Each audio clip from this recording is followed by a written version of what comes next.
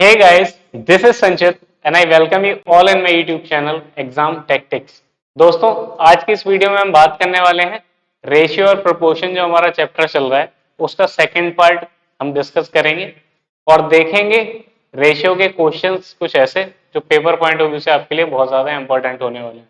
इससे पहले वाले वीडियो में हमने रेशियो के बेसिक कॉन्सेप्ट्स की बात की। कुछ कुछ कॉन्सेप्ट जो रेशियो के आपको पता होने चाहिए थे वो हमने जाने और उसके साथ में हमने तीन चार क्वेश्चन किए थे जो उन कॉन्सेप्ट्स पे बेस्ड थे या फिर जो आपको रेशियो की एक बेसिक अंडरस्टैंडिंग देते वैसे क्वेश्चन। ठीक है, तो आज की सीरीज में हम उसका नेक्स्ट पार्ट देखने वाले हैं और आज हम कुछ और क्वेश्चंस डिस्कस करने वाले हैं जो आपके लिए बहुत ज्यादा इंपॉर्टेंट होने वाले हैं अगर आप किसी भी टीचिंग एग्जाम्स की प्रिपरेशन कर रहे हैं। तो देखते हैं, प्ले करते हैं आज का पहला क्वेश्चन और जो है आपका ये देखिए क्वेश्चन में क्या कह रहा है। क्वेश्चन में बोल रहा है कि ए और बी का अनुपात 2:5 है, बी और सी का अनुपात 4:3 है, सी और डी का अनुपात 2:1 है। तो ए अनुपात सी अनुपात डी आपको निकालना है। ठीक है, ये देखिए एक ऐसा क्वेश्चन है। इससे पहले वाले जो हमने क्वेश्चन किए थे उसमें क्या था, उसमें हमसे पूछा जाता था लास्ट में ए अनुपात बी अनुपात सी अनुपात डी। ठीक है, लेकिन इस क्वेश्चन में आप देख रहे होंगे कि इसमें बी तो पूछा ही नहीं है, इसमें ए अनुपात सी अनुपात डी यानी ए और सी का डायरेक्ट अनुपात पूछा है। इस क्वेश्चन को सॉल्व करने के लिए हमें क्या करना रहेगा, इस क्वेश्चन को सॉल्व करने के लिए हमें पूरा सॉल्यूशन निकालने वो ज्यादा अच्छा है, बिना ऑप्शन के देखें अगर तो ज्यादा अच्छा है, क्योंकि इस क्वेश्चन में आपको डायरेक्ट आंसर नहीं दिखेगा। अगर मैं आपसे बोलूं ए अनुपात बी देखिए, आप कहेंगे 2:5, फिर बी अनुपात सी देखिए, फिर आप बोलेंगे 4:3।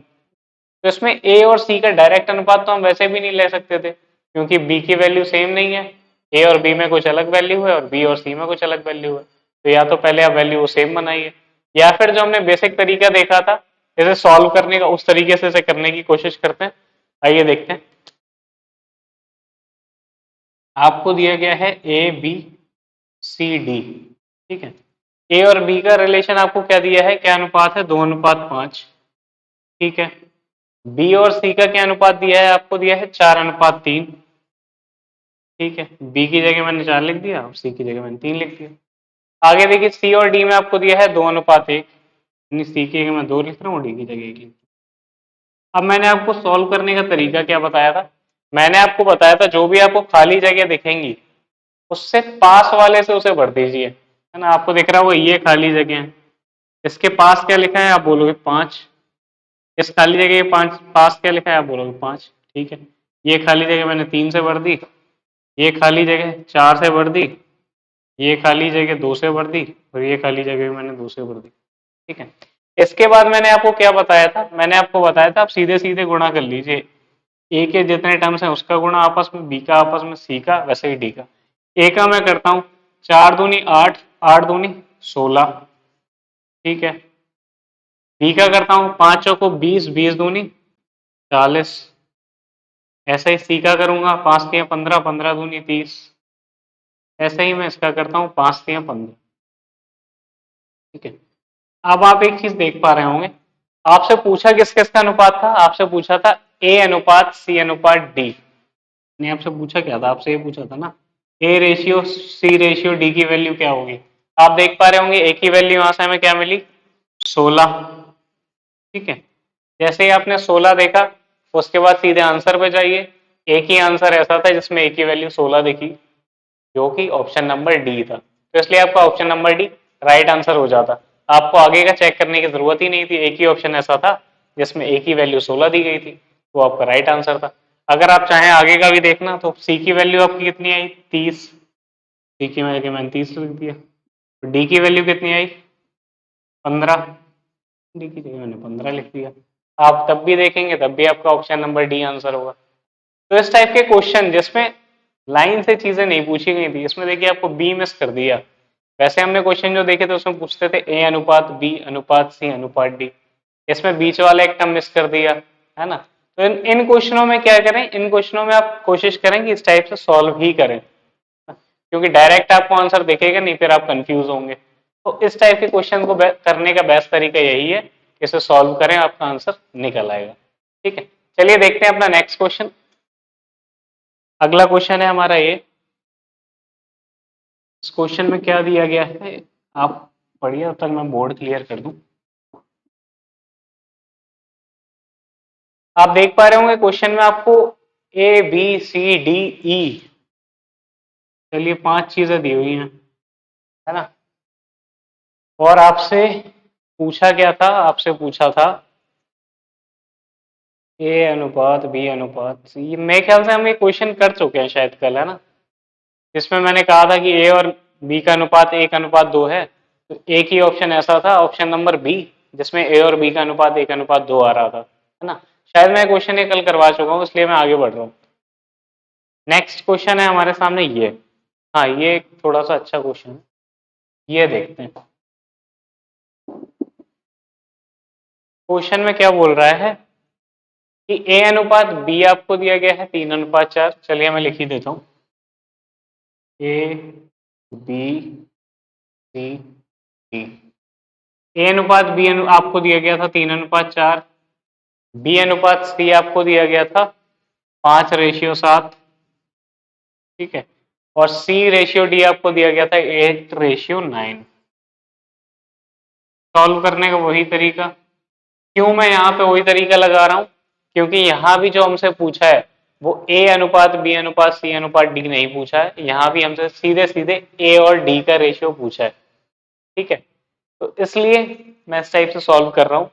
अगर हमें सीरियल से पूछा होता तो हमें सॉल्व करने की जरूरत ही नहीं थी। इससे पहले वाले वीडियो में हमने देखा था कि कैसे इन टाइप के क्वेश्चन को 5-5 सेकंड में खत्म करना था, ठीक है। इस क्वेश्चन को सॉल्व करने की मैं एक शॉर्ट ट्रिक भी आपको बताऊंगा, जो केवल स्पेसिफिक इसी टाइप के क्वेश्चन में लगेगी, है ना। तो पहले एक बेसिक तरीका देख लेते हैं, उसके बाद शॉर्ट ट्रिक भी देख लेंगे। क्योंकि वही तरीका, खाली जगह को पास वाले से भर देते हैं। ये 4 से भर दिया, ये 4 से भर दिया, ये 7 से भर गया, ये 5 से भर गया, ये 8 से, ये 8 से, ठीक है। अब गुणा करना है आपको सबका। आपसे क्वेश्चन में पूछा क्या है, पहले ये देखिए, ए और डी का अनुपात पूछा है ना, तो बी और सी से तो हमें कोई मतलब है नहीं। हम इसका गुणा करेंगे तो डायरेक्ट इसकी वैल्यू हो जाएगी, इसका गुणा करेंगे तो डायरेक्ट इसकी वैल्यू हो जाएगी। बी और सी से तो हमें कोई लेना देना है नहीं भाई, क्योंकि हमसे क्वेश्चन में पूछा ही नहीं है। क्वेश्चन में हमसे ए रेशियो डी पूछा गया था, तो हम बी और सी को लेके क्यों चले। तो मैं आपसे बोलूंगा बी और सी को मैं यहाँ से हटा ही देता हूँ, ठीक। अब आपका क्वेश्चन बचा केवल इतना कि ए अनुपात डी आप निकालिए, आप इनका गुणा कर लीजिए। ऐसे लिख देता हूँ, चलिए, गुणा भी नहीं कर रहा मैं, ठीक है, ऐसे ही लिख दिए।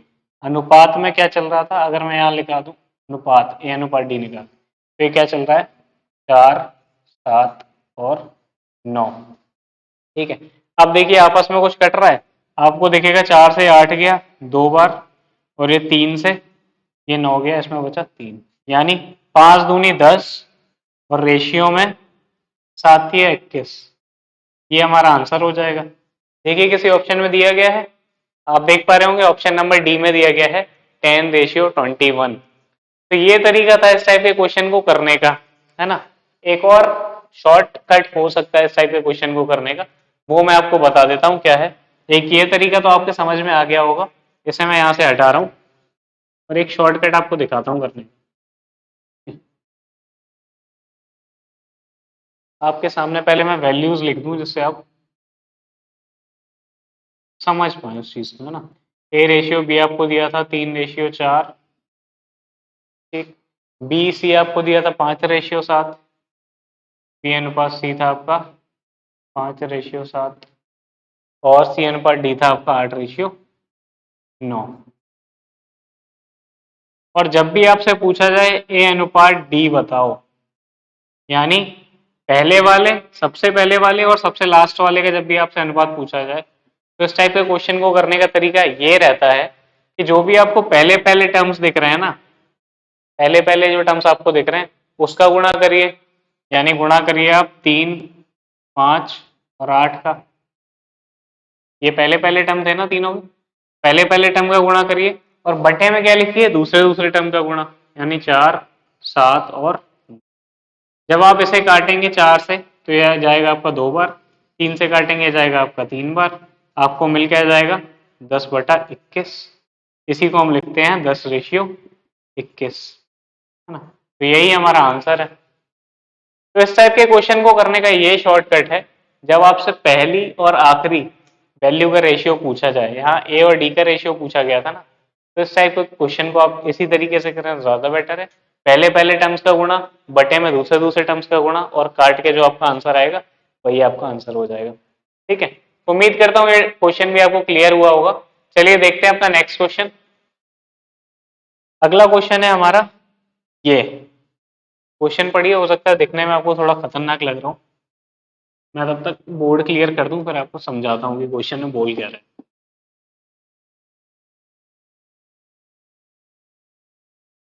1250 रुपए की राशि को ए बी सी में इस प्रकार बांटिए कि ए को बी के शेयर का 2/9 भाग प्राप्त हो और सी को ए के शेयर का 3/4 भाग प्राप्त हो। थोड़ा देखने में तो खतरनाक सा लग रहा है, देखते हैं समझते हैं।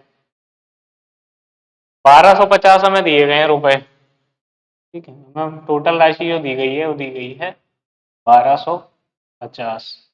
इसे हमें बांटना है ए बी और सी में, और किस तरह बांटना है कि ए को बी के शेयर का 2/9 भाग प्राप्त हो, यानी ए को कितना मिलेगा 2/9 ऑफ बी। यहां से अगर मैं बोलूं ए और बी का हम निकाल लेते हैं अनुपात, तो आप क्या बोलोगे, ए और बी का अनुपात क्या आ गया 2/9। इसे हम अनुपात में भी तो लिख सकते हैं, ठीक है, यानी ए की वैल्यू 2 और बी की वैल्यू 9, ये हमें पता चला। आगे आपसे क्या बोला गया है कि सी गेट्स 3/4 ऑफ ए। यहां आपसे बोला गया दूसरी कंडीशन ये थी कि सी को मिलेगा कितना 3/4 ए का। यहां से अगर मैं आपसे बोलूं सी और ए का अनुपात निकालिए, तो आपका कितना आ जाएगा, ये आ जाएगा आपका 3/4, यानी 3:4। ठीक है, अब देखिए ये क्वेश्चन आपका बन गया जिसमें आपको ए अनुपात बी दिया गया है और सी अनुपात ए दिया गया है, और आपसे बोला गया है टोटल आपकी जो राशि थी वो 1250 थी। आपको ये बताना है कि ए को कितने रुपए मिले, बी को कितने रुपए मिले और सी को कितने रुपए मिले। ठीक है, अब इस टाइप के क्वेश्चन को करने का तरीका क्या होना चाहिए, बेस्ट तरीका है ना।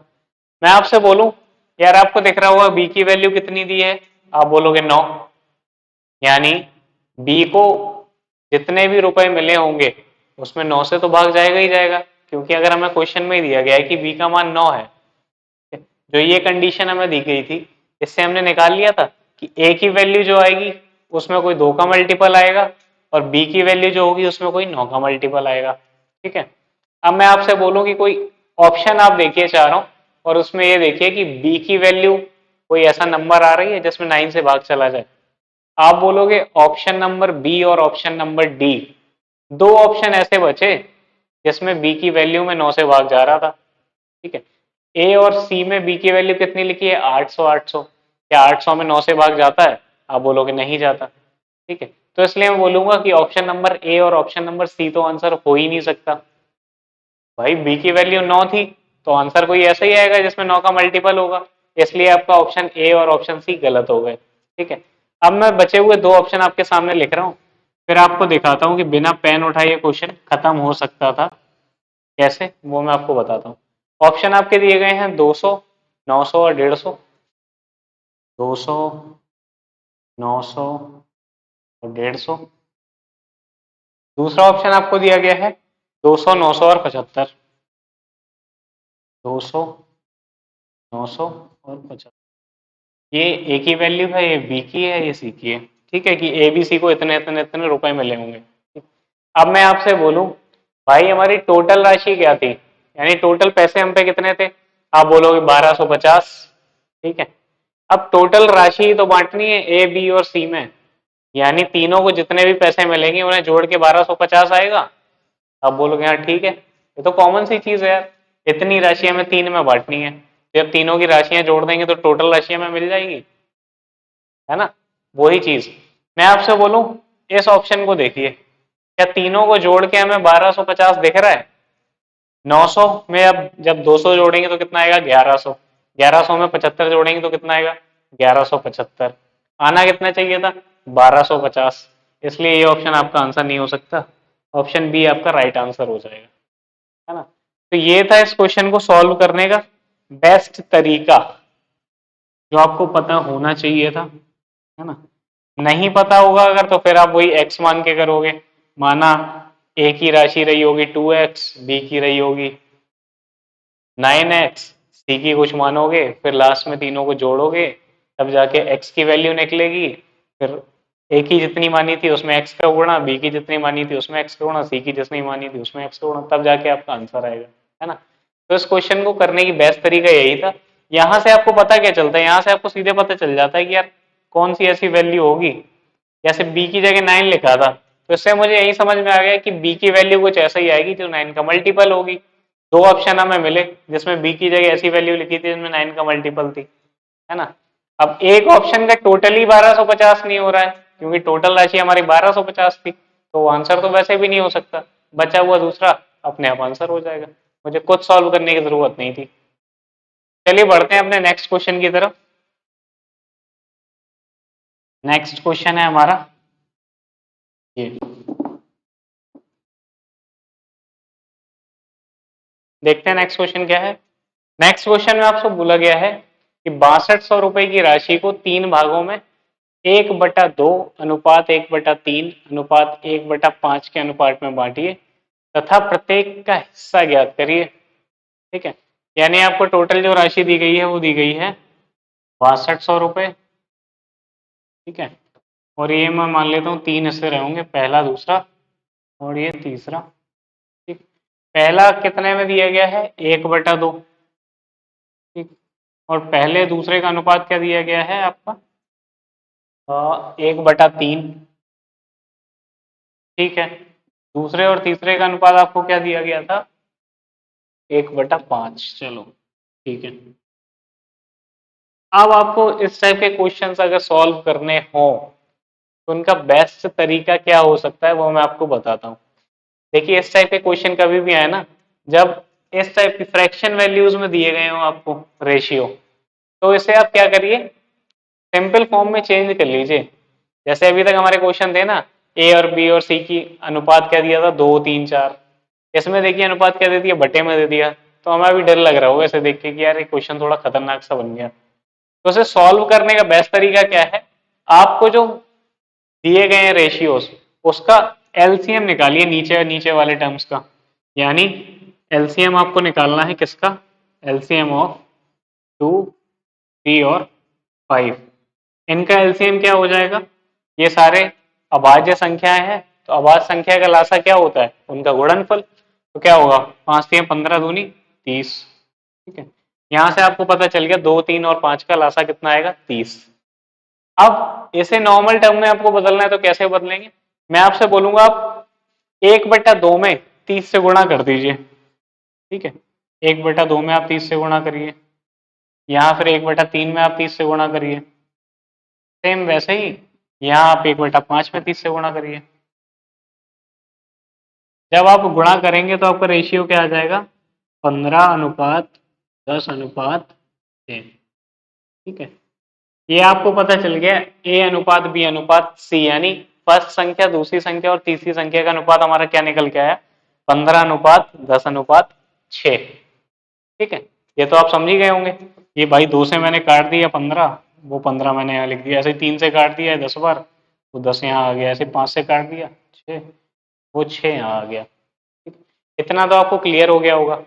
अब क्या करें इसके आगे, अब मैं आपसे बोलूंगा कि भाई एक चीज आपको दिखनी चाहिए यहीं से, वो चीज क्या है कि जो पहली संख्या है, पहली संख्या का मल्टीपल कितना है यहाँ मैं लिख देता हूँ, चलिए थोड़ा आपको और क्लियर हो जाएगा। नीचे वाली चीज ना मैं यहाँ लिख रहा हूँ। ठीक है, आपका रेशियो आया था 15:10:6। ठीक है, अब मैं आपसे बोलूं कि शायद थोड़ा सा विजिबल नहीं होगा आपको, तो मैं क्वेश्चन को और छोटा कर रहा हूँ, है ना। चलिए अब दिख रहा होगा। अब मैं आपसे बोलूं कि भाई अगर फर्स्ट संख्या यहाँ पे 15 हमारा आया रेशियो निकल के, यानी जो भी आंसर होगा उसमें 15 से तो भाग जाएगा ही। पहले का कोई ऐसा ही मान तो आएगा जिसमें 15 से भाग जा रहा हो। ठीक है, तो 15 से भाग जाने का मतलब क्या है कि उस संख्या में 5 से जाएगा और 3 से भी जाएगा। अगर 15 से भाग जा रहा है तो 5 से भी जाना चाहिए और 3 से भी जाना चाहिए। ठीक है, ऑप्शन देखिए कितने ऑप्शन ऐसे हैं जिसमें पहली संख्या जो दी गई हो उसमें 3 से भाग जा रहा हो? 5 से हमने क्यों नहीं चेक किया? क्योंकि लास्ट में 0 0 होता है तो 5 से भाग चला जाता है। आपको देख जाएंगे, देखिए सारे ऑप्शन की पहली पहली संख्या ऐसी है जिसमें लास्ट में 0 है, सब में 5 से भाग गया। 3 से चेक करने का तरीका आसान होता है, इसलिए मैंने बोला कि ये 3 से भी भाग जाना चाहिए क्योंकि 15 से जा रहा है। देखिए कितने ऑप्शन में जा रहा है, आप देख पा रहे होंगे चारों ऑप्शनों में से केवल पहला ऑप्शन ही ऐसा है जिसमें पहली संख्या में 3 से भाग जा रहा है। 3000 में 3 से भाग चला जाएगा, क्या 3500 में 3 से भाग जाएगा? नहीं जाएगा। 2500 में भी नहीं जाएगा और 2200 में भी नहीं जाएगा। इसलिए आपका जो ऑप्शन नंबर 1 होगा वो आपका राइट आंसर हो जाएगा। ठीक है, अगर आपको फिर भी लग रहा हो कि नहीं यार हमें इस टाइप से नहीं करना, मैं बना के ही करना है ना, ये टाइप हमें समझ में नहीं आया, हम ऐसे नहीं करेंगे, पेन फ्री हमें बनाना ही है, हमारी आदत पड़ चुकी है पेन उठाने की, बिना उसके मजा नहीं आता।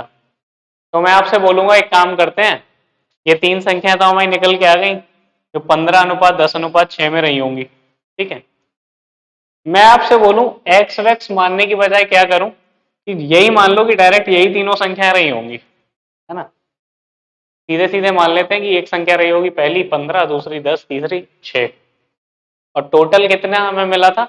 टोटल मिला था 6200। इस हिसाब से जब हमने संख्याएं मानी तो हमारा टोटल क्या आया? 15, 10, 25 और 6 31। ठीक है, लेकिन क्वेश्चन में हमें 31 नहीं दिया, 31 की वैल्यू हमें कितनी दी है क्वेश्चन में? 6200। क्वेश्चन में तो यही बोला था ना कि तीनों का योग 6200 है, लेकिन हमने जब माना तो तीनों का योग क्या आ रहा था? 31।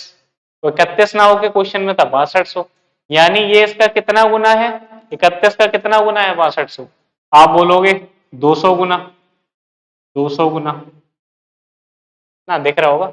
हाँ दिख रहा होगा, चलिए ठीक। 31 का 200 गुना था। ठीक है, तो मैं बोलूंगा यार संख्याएं भी फिर 200 गुना रही होंगी, जब हमारा फाइनल आंसर 200 गुना आया तो संख्याएं भी 200 गुना रही होंगी। वो चलो देख लेते हैं, अगर मैं 15 का 200 गुना करूं, इसका 200 गुना करूं तो कितना आएगा? आप बोलोगे 3000। ऐसे ही मैं 10 का 200 गुना करूं, क्या आएगा? 2000। और ऐसे ही मैं 6 का 200 गुना करूं, क्या आएगा? 1200। देखिए किस ऑप्शन में लिखा हुआ है, आप देख पा रहे होंगे ऑप्शन नंबर ए में लिखा हुआ है ना, तो इसलिए आपका option number A right answer हो जाएगा। अब समझ में आ गया आपको, दोनों तरीके आपको समझ में आ गए होंगे कि एक तरीका वो था जैसे हमने कुछ नहीं किया तो यहाँ 15 देखा तो हमें पता चल गया आंसर जो भी आएगा उसमें 5 से भी भाग जाना चाहिए, 3 से भी जाना चाहिए, एक ही ऑप्शन आ रहा था इसलिए हमने सीधे वो मार्क कर दिया। अगर आपको बना के निकालना ही था तो दूसरा तरीका ये था। अब इसमें भी मैंने एक्स नहीं माना। आप नॉर्मली जब ये क्वेश्चन करते हैं तो पता है क्या करते हैं, आपको रेशियो निकल के आ गया, फिर आप ये करेंगे कि मान लिया पहली संख्या रही होगी 15x, दूसरी रही होगी 10x और तीसरी रही होगी 6x, है ना, फिर आप करेंगे 31x, फिर आप बोलोगे 31x की वैल्यू दी गई है 6200, यहाँ से आपकी x की वैल्यू कितनी निकलेगी? 200। ठीक है, फिर आप 200 का गुणा करोगे सब में। मैंने भी वही चीज की है लेकिन बिना x माने जब वो चीज हो रही है तो x जबरदस्ती क्यों घुसेड़ना है हर चीज में, है ना, जहां भी x आ जाएगा आपको मुश्किल लगने लगेगा, और x से जितनी जल्दी छुटकारा पाएंगे उतना ही आपको मजा आने लगेगा, है ना। तो ये चीजें मानने की जरूरत नहीं होती भाई, हर चीज में ना x मानने की जरूरत है नहीं। आप डायरेक्ट लीजिए ना, डायरेक्ट मान लीजिए यही नंबर रहे होंगे, सबको जोड़ के मिला 31, लेकिन क्वेश्चन के हिसाब से मिलना चाहिए था 6200, यानी कितने गुना ज्यादा था? 200 गुना ज्यादा, तो मैं कह दूंगा नंबर भी 200 गुना ज्यादा रहे होंगे, तो बस हमारे आंसर आ गया, एक्स वैक्स मानने की जरूरत नहीं थी। चलिए देखते हैं नेक्स्ट क्वेश्चन। अगला क्वेश्चन है हमारा ये, सेम टाइप का ही क्वेश्चन है, आप खुद से करने की कोशिश करिए, सेम क्वेश्चन ही है, सेम टाइप बिल्कुल।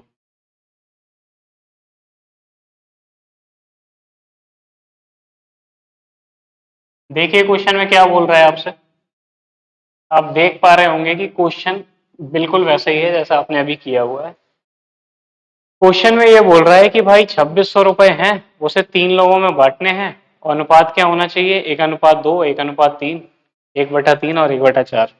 यानी मान लेते हैं 3 संख्याएं रही होंगी, पहले का दिया है 1/2, दूसरे का 1/3 और तीसरा है 1/4। ठीक है, इन्हें सिंपल फॉर्म में कन्वर्ट करने का बेस्ट तरीका वही है कि क्या करें, एलसीएम ले लें। एलसीएम किसका लेना है, 2, 3 और 4 का। एलसीएम क्या आएगा, एलसीएम आएगा 2, 3 और 4 का, कितना, 4 3 12। ठीक है, 12, 12 एक ऐसी संख्या है जिसमें 2 से भी भाग जाता है, 3 से भी जाता है और 4 से भी जाता है।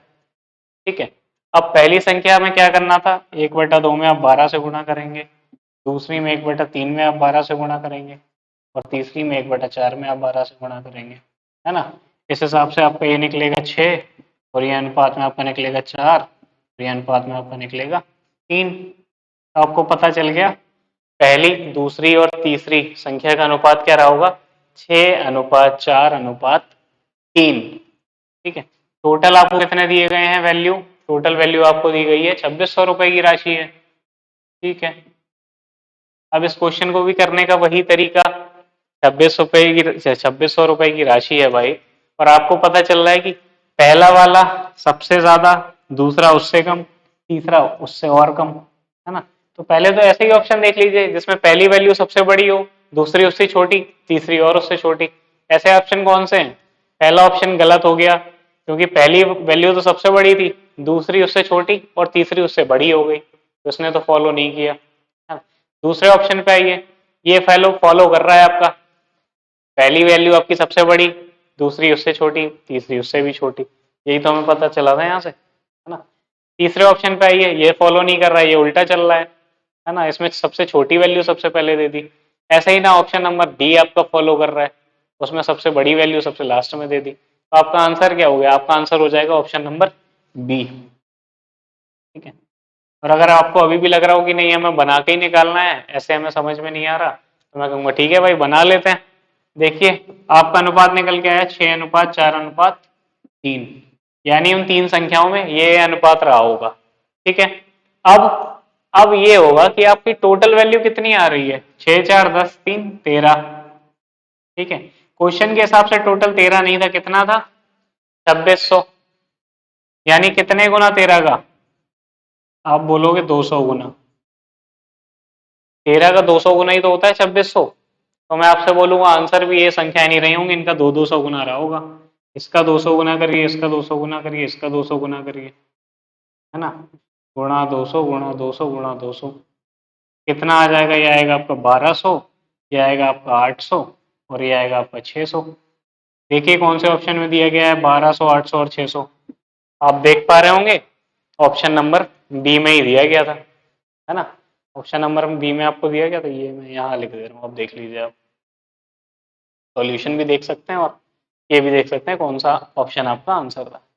तो देखिए इस टाइप के क्वेश्चन को करने का ना ये सबसे सही तरीका होता है यार, कि ये इतना सॉल्व करने की कोई जरूरत थोड़ी है, थोड़ा दिमाग तो लगाओ यहाँ पे। यहाँ से हमें क्या दिख रहा था कि पहली संख्या जो आएगी वो सबसे बड़ी होगी, दूसरी उससे छोटी, तीसरी सबसे छोटी, तो केवल हमने यही पैटर्न देख लिया किस ऑप्शन में फॉलो हो रहा है, हमें मिल गया ऑप्शन नंबर बी में फॉलो हो रहा है, तो क्यों हम संख्याओं के मान निकालने में लगे रहे, है ना। यहाँ पे ही आपका क्वेश्चन खत्म हो सकता था। तो ये तरीके कुछ ऐसे हैं जो आपको फॉलो करने पड़ेंगे। चलिए देखते हैं अपना नेक्स्ट क्वेश्चन। अगला क्वेश्चन है हमारा ये,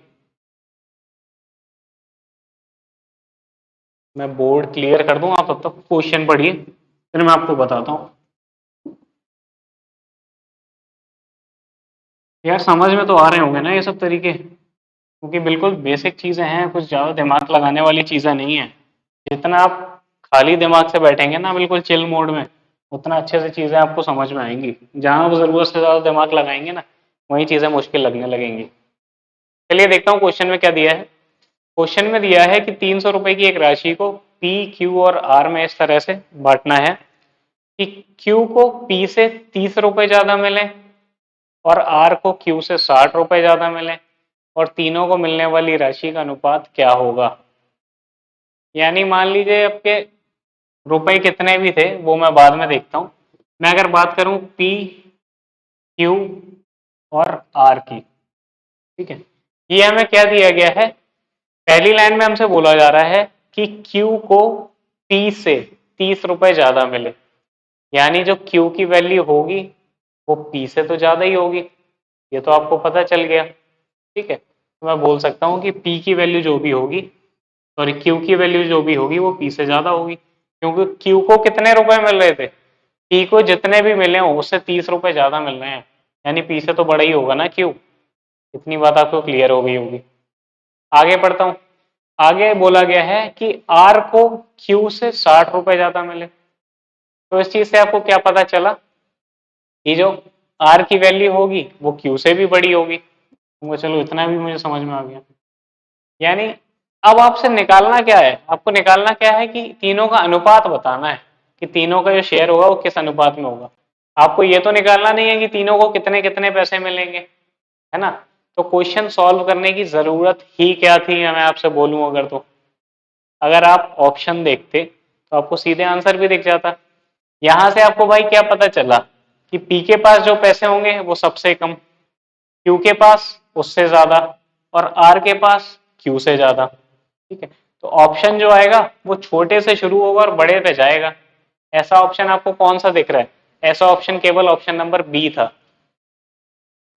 केवल ऑप्शन नंबर बी था, जो छोटे से शुरू हुआ और बड़े पे जा रहा है। इससे बड़ा ये और इससे बड़ा ये, यही हमें यहाँ दिया गया था। बाकी ऑप्शन देखिए आप, ऑप्शन नंबर ए में सबसे बड़ा बी दिया है तो वो आंसर हो नहीं सकता। ऑप्शन नंबर सी में सबसे छोटा क्यू दिया है, तो क्यू कैसे छोटा हो सकता है जब क्वेश्चन में ही हमसे बोला कि पी से बड़ा है, वो भी आंसर नहीं हो सकता। और ऑप्शन नंबर डी में क्यू सबसे बड़ा दिया है, तो वो भी आंसर नहीं हो सकता क्योंकि हमें क्वेश्चन में बोला कि आर जो होगा वो क्यू से बड़ा होगा। तो इसलिए आपका ऑप्शन नंबर जो बी होगा वो राइट आंसर हो जाएगा। हमें कुछ भी निकालने या सॉल्व करने की जरूरत नहीं थी, केवल क्वेश्चन देखा और आंसर मार्क किया। ठीक है, अगर आप फिर भी चाहते हैं कि नहीं यार इस क्वेश्चन को मुझे सॉल्व ही करना है कि कैसे सॉल्व होता है, तो मैं आपको बता देता हूँ कैसे सॉल्व होगा। वो तरीका भी आपको पता होना चाहिए। मान लीजिए हर जगह आपकी बुद्धि काम नहीं कर रही है तो आप क्या करेंगे? अगर मैं मान लेता हूँ कि यार चलो पी को जो मिला होगा ना, पी क्यू और आर की बात करें, एक्स एक्स मान के ज्यादा पसंद है ना, तो मैं मान लेता हूँ पी को मिला होगा एक्स रुपए। ठीक है, क्यू को कितना मिला है? पी से 30 रुपए ज्यादा। पी को कितने मिले थे? एक्स। क्यू को मिला है एक्स प्लस 30। ठीक है, आर को कितना मिला है? क्यू से 60 रुपए ज्यादा, यानी इससे 60 रुपए ज्यादा, एक्स प्लस 30 प्लस 60। यानी यहां जब आप देखोगे पी का आ गया एक्स, क्यू का एक्स प्लस 30, और आर का कितना हो गया? X plus 90। ठीक है, टोटल रुपीज आपको कितने दिए गए थे? 300 रुपए। ठीक है, तो आप इन तीनों का टोटल करोगे तो कितना आएगा? x plus 30 plus x plus 90, ये किसके बराबर आएगा? 300 रुपए के। यहाँ से आप देखोगे 3x प्लस 120 बराबर 300। फिर आप क्या करोगे? 3x यहाँ रखोगे बराबर 300 के माइनस कर दोगे 120, ये आपका आ गया 3x बराबर 180। आपका x बराबर कितना आ गया यहाँ से? 60। ठीक है, अब आप क्या करोगे? x की वैल्यू तीनों में रखोगे, तो उससे आपको p की वैल्यू कितनी मिली? 60 रुपए। x की वैल्यू 60 आई ना, p का हमने x माना था इसलिए p की वैल्यू 60।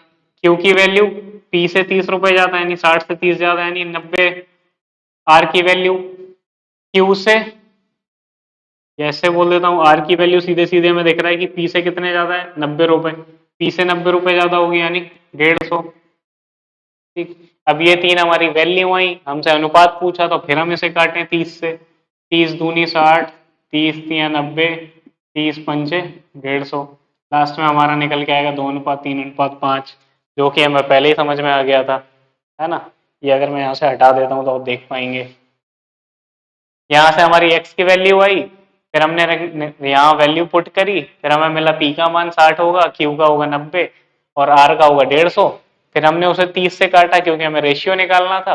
लास्ट में हमारा निकल के आया 2:3:5, जो हम पहले ही 5 सेकंड में देख के कर चुके थे। 2:3:5 हमारा आंसर आएगा। तो देखिए एक तरीका ये है, इससे कुछ बच्चे करते हैं जो x मान के करते हैं और इतना टाइम लगता है, और एक तरीका है ये, जो इंसान थोड़ा दिमाग से खेल रहा होता है वो 10 सेकंड 5 सेकंड में करके निकल जाएगा आगे, और आप तरीके से एक्स मान के आंसर ही निकालते रहेंगे, है ना। देखिए आंसर तो निकल आएगा लेकिन पेपर निकलना थोड़ा मुश्किल हो जाएगा। तो आपको काम करना है पेन फ्री हैबिट पे, जितना कम से कम हो सकता है, मतलब जिस जिस क्वेश्चन में पॉसिबल है एटलीस्ट उस क्वेश्चन में तो हम टाइम बचाएं। मैं ये नहीं कहता कि हर क्वेश्चन आपका पेन फ्री हो जाएगा, कि हर क्वेश्चन में आपको पेन नहीं उठाना पड़े, लेकिन हाँ 60-70% क्वेश्चन ऐसे होते हैं जिनमें कम से कम पेन उठा के भी काम चल सकता है। तो हम कोशिश करेंगे इस टाइप के क्वेश्चनों को वैसे ही सॉल्व करें, बाकी जिसमें बनाना है उसमें बनाएंगे, कोई दिक्कत नहीं है। तो दोस्तों उम्मीद करता हूँ आपको ये वीडियो पसंद आई होगी और आपको बहुत कुछ नया सीखने को मिला होगा। तो चलिए मिलते हैं आपसे नेक्स्ट वीडियो में रेशियो एंड प्रोपोर्शन के नेक्स्ट टॉपिक के साथ। उसमें भी हम देखेंगे कुछ बेहतरीन क्वेश्चंस जो पेपर पॉइंट ऑफ व्यू से बहुत ज्यादा इंपॉर्टेंट होने वाले हैं आपके लिए।